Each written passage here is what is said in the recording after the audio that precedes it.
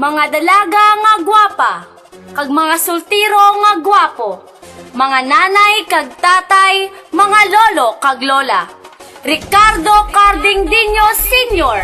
para kapitan, aton suportaran, kag botohon sa maabot nga eleksyon.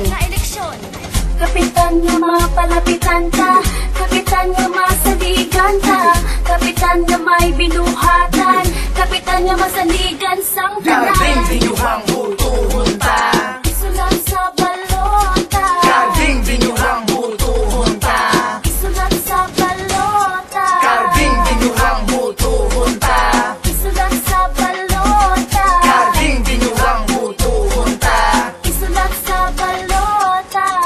Mapisan kag masaligan, mahapos naton nga palapitan sa baryo obrero. Butuhon siya nga aton nga kapitan, tawo nga mabuot kag maalam, idi naton pagkalimtan. Cardingdinho ang pangalan para sa pagbag-o kag kauswagan. Kapitan nga mapalapitan ta, kapitan nga masaligan ta, kapitan nga may binuhatan, kapitan nga masaligan sang tanan. Cardingdinho'ang botohon ta, Isulat sa balota, Cardingdinho'ang botohon ta. isulat sa balota. Ang tao nga may arap pag-insyente kag responsable, willing gid magbulig sa barangay kag may diskarte. So ano pag inakulat yung mga kumpare, dali na sa pagbago upod si kumare. Imuklat ang paminsaron, maayo nga tao aton pagkapilion, pagkabotohon sa sini nga eleksyon.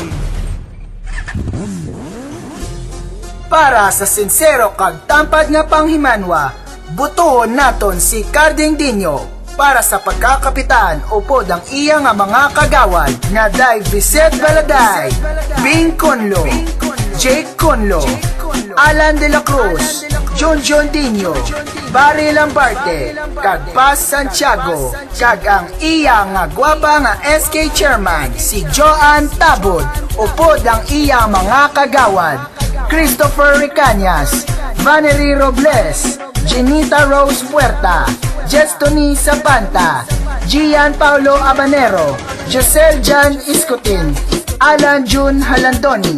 Sulong kabataan para sa pagbago kag kauswagan.